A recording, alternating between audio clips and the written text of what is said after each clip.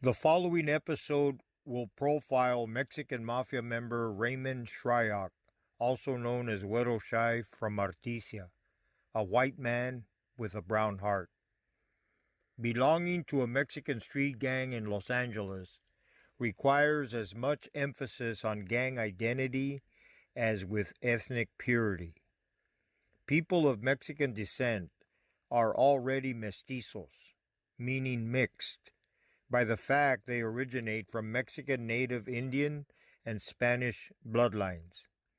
Many of the street gangs back in the day had their token white dudes, the remnants of white flight, and many families who experienced the identical financial plights as their brown and black counterparts. The Mexican Mafia would be no different in their recruiting practices with regard to who they embrace for membership. Like the barrios, the governing criteria for MA recruitment included your propensity for violence, willingness to perform selflessly, leadership qualities, courage, and your heart had to be brown. A Mexican heart was certainly one important criterion for becoming a made man. Raymond Maines Shryock is also known as Güero Shai and was born on July 16, 1951. Although his racial background is Caucasian or white, his mother being from Kansas, Güero Shai was raised in the LA suburb of Artesia, was embraced by the homeboys, and was part of the Arta 13 in crowd. Growing up in any gang neighborhood is already an automatic proving ground for aspiring and newly recruited street gang members.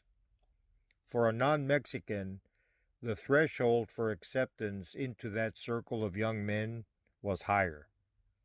Güero Shai from Artesia would work harder than the average gangster to prove his worthiness into the Mexican gang underworld. From the beginning at juvenile hall and youth incarcerations, he was affectionately referred to as a gabacho loco, Spanish for crazy white boy.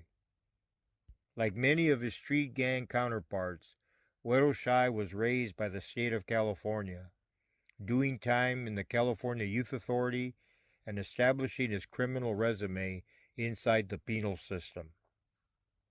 Although his last name is correctly pronounced Shryock, just like it's spelled, he was often referred to as Güero Shyrock, Güero Shai, and many of us simply called him Shai. Güero Shai entered the prison system at the age of 19 and was sent to DVI, the Dual Vocational Institution in Tracy. Considered the last stop for youth offenders, there was a good mix of CYA and adult convicts housed together. In early 1971, Güero Shai, already a leader of the Artesia Street Gang, became the second white dude, the other one was Joe Morgan, to join the Mexican Mafia. Güero Shai was one of 11 members sponsored by OG member Richard Richie Ruiz in what is to this day considered the largest concentration of new recruits to be made at one time. With ages ranging from 17 to 22 and an average age of 19 and a half, we affectionately refer to them as the Young Guns. After putting in work and terrorizing DVI, Güero Shai was transferred to San Quentin sometime in early 1973 and quickly integrated with the members at that prison who had regained control of the yard following the War of 1972 against the Nuestra Familia. Güero Shai became part of the San Quentin mop-up effort, a cleansing of rival NF members and associates. NF members who were transferred to DVI and Soledad prisons were doing the same thing to EME associates there. Folsom was already under EME control. The end of the 1972 war led to the separation of all EME and NF validated prison gang members from each other. This introduced a period in which each group solidified their strongholds. The M and NF began to reevaluate many of their own to determine who was not performing and undertook disciplinary measures leading to fatal resolution. On May 30th, 1973, Huero Shai teamed up with two fellow members to take out another M. Carnal who was no good. Eddie Lopez, also known as Huero Green Eyes from Florencia 13, was rocked to sleep and taken to the San Quentin gym, which was a blind spot with no gun coverage. In the locker area, under the ruse of sharing some heroin, he was stabbed, strangled, and beaten with a pipe by Huero Shai, Davy Perez from San Francisco, and Chente from East Los. A bad apple had been taken care of. No one was apprehended, and Huero Shai made his bones by participating in his first 187, Penal Code for Murder, on behalf of La M. In the eyes of the fellas, he was no longer a virgin. The first is always the most unforgettable, and I have no doubt Huero Shai remembers every morbid detail of that day. After the initial 187, it gets easier, and the white boy with the Mexican heart would thereafter become a programmed, unrepentant killing machine. Huero Shai was the kind of guy you wanted in the trenches with you when the caca hit the proverbial fan. During a debriefing session that lasted almost a month, I shared detailed profiles of every existing Mexican Mafia member up through 1978.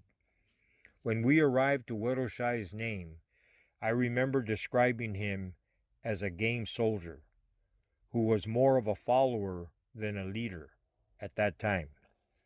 Looking back, I could say the same about all of us at some point. We are all game soldiers, and if you remain in the game long enough and performing at a high level, your status propels you to the top of the food chain. Because there is no real godfather in La M, believe me, there is plenty of room at the top. This group photo taken in the San Quentin lower yard shows Huero Shai in the upper left throwing out the black hand, meaning death to our adversaries. 1 month after this was taken, Huero Green Eyes, squatting in the lower right, would be taken out for committing an unpardonable offense. That was life in the M. One day you're on top of the world, celebrated by your fellow mob confederates for a job well done. The next day you are on the short end of a prison-made shank. Huero Shai would be performing for the Mexican Mafia for many decades to come. Take a look at the guy in the upper right holding out his hand. This is Bruno Chavez from the Avenues, a Mexican Mafia carnal. More on him coming next. Huero Shai would parole in the mid-1970s and was heavily involved in MS Street drug operations. He would become one of the go-to guys on an internal matter that came up in Los Angeles in early 1977. Bruno Chavez, previously mentioned and shown in this San Quentin group photograph about 4 years prior during happier times, suddenly found himself having traveled from the penthouse to the basement. In other words, he had fallen from grace with the fellas. When you fall from grace, it's time for you to go to Brazil. Thanks to some good old Mexican Mafia politics, Bruno was done, only he didn't know it. On February 11th, 1977, Huero Shai volunteered to accompany Alfie Sosa. Yes, the dreaded name some of you are tired of hearing, so you may wish to cover your eyes and ears. Together, the two paid a visit to an old friend and fellow M member in the Glassell Park section of Los Angeles, where they proceeded to stab him to death, prison style. About 3 weeks later, Huero Shai and several of his fellow MS sidekicks were arrested in a pre-dawn series of police raids throughout Los Angeles in connection with 10 Mexican Mafia-related murders. Huero Shai would fly under the radar for almost 2 decades and avoided major prosecution. On October 15, 1988, Longtime Mexican Mafia member Jose Sluggo Piñera from El Paso, Texas, was taken out by Güero Shy and an unknown accomplice. Sluggo's body was found near the railroad tracks in Hazard Park, a short distance from the Big Hazard Ramona Gardens. He had been stabbed multiple times and his throat was split from ear to ear. The order came from inside, and it was Benjamin Topo Peters who issued the green light. Although Sluggo had become dead weight, a non-productive member, and Topo did not like him, those were insufficient reasons to kill him. Sluggo crossed the line when he attempted raping Topo's mother and threatened her with bodily harm. That was more than enough to send him to Brazil. I will not show you the graphic crime scene photos for obvious reasons, but they went to work on him. According to homicide investigators, Güero Shy's handiwork was evident.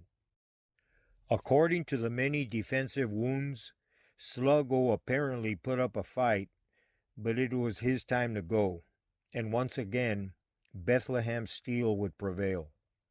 Born on November 20th, 1931, Sluggo Piñeda was a month shy of his 57th birthday when he left this world.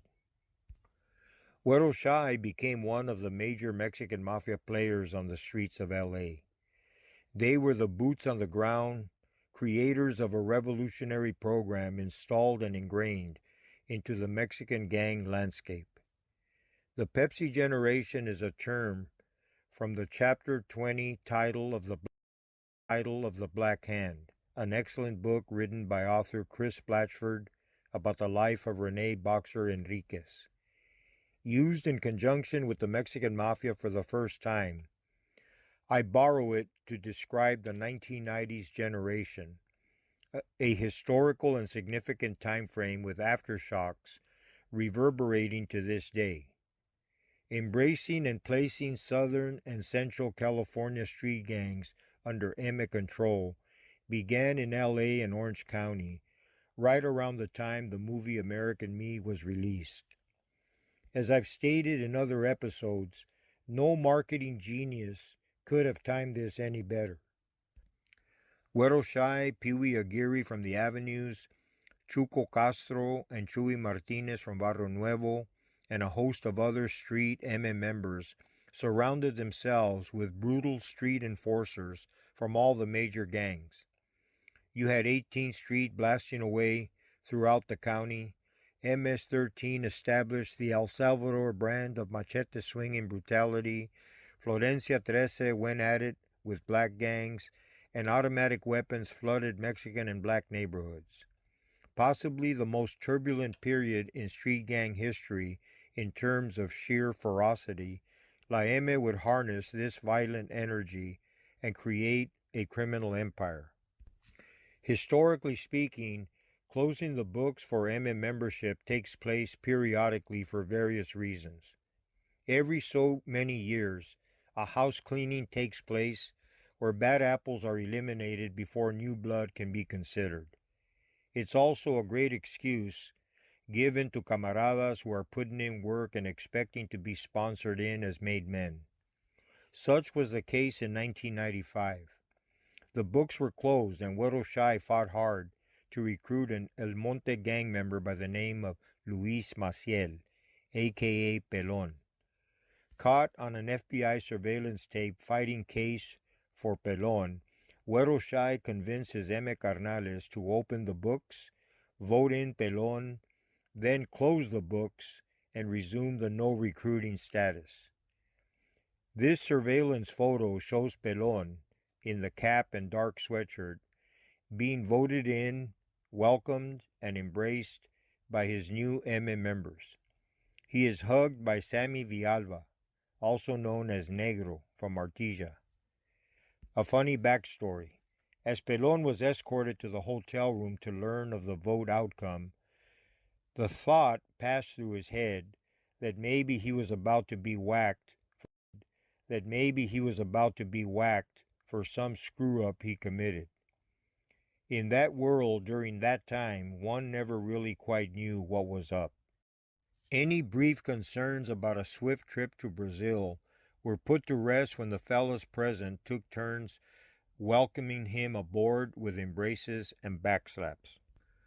The first order of business from Güero Shai to Pelon, also caught on FBI surveillance tape, was a directive to have Mexican Mafia defector Dito Moreno taken out and any eyewitnesses present inside the El Monte residence. Reminiscent of the Godfather movie scene, Pelon was at his infant child's baptism as a team of Sangra shooters were dispatched to do the job. On April 22, 1995, 5 people were shot dead in what was called the Maxon Road murders.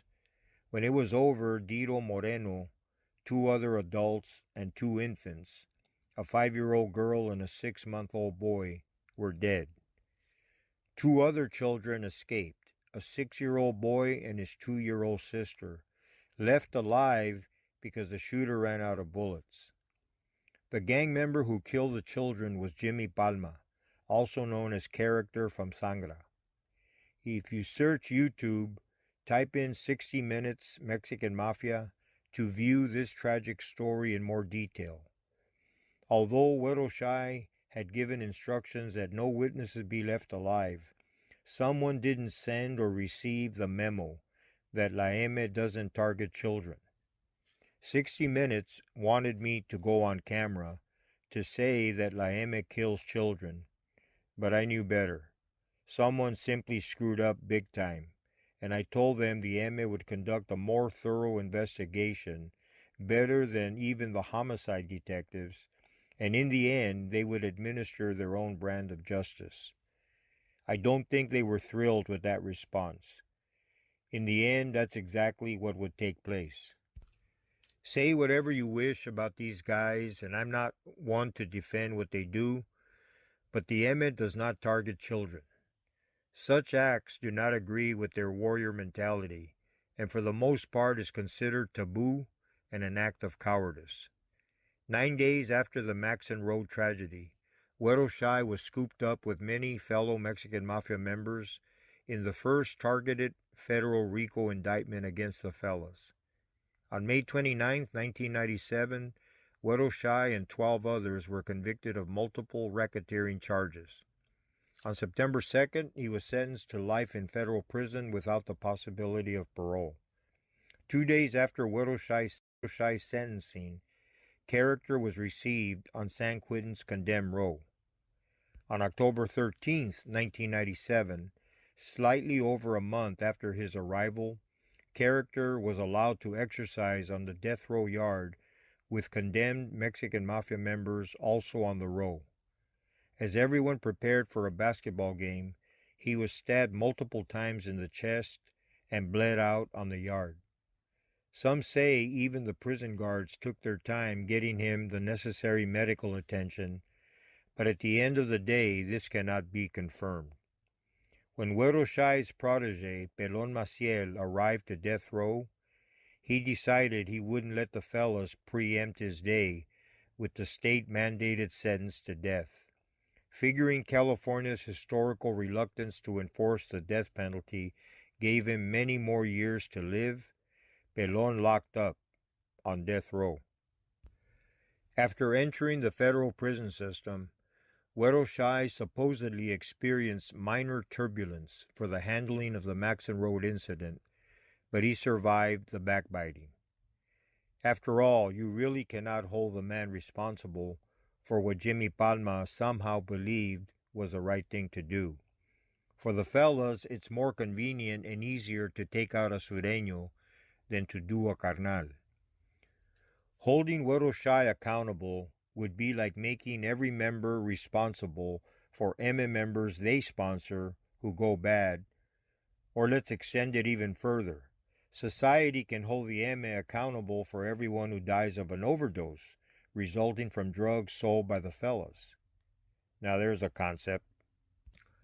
Barring an unforeseen development, Güero Shai will celebrate his 71st birthday on July 16, 2022, inside the federal United States Penitentiary in Victorville, California. since his body has been remanded to the penal system forever. I would like to lift him up to the Lord for the salvation of his soul. May the Lord's Holy Spirit rock Huero Shai and his family and pluck him from the grasp of hell.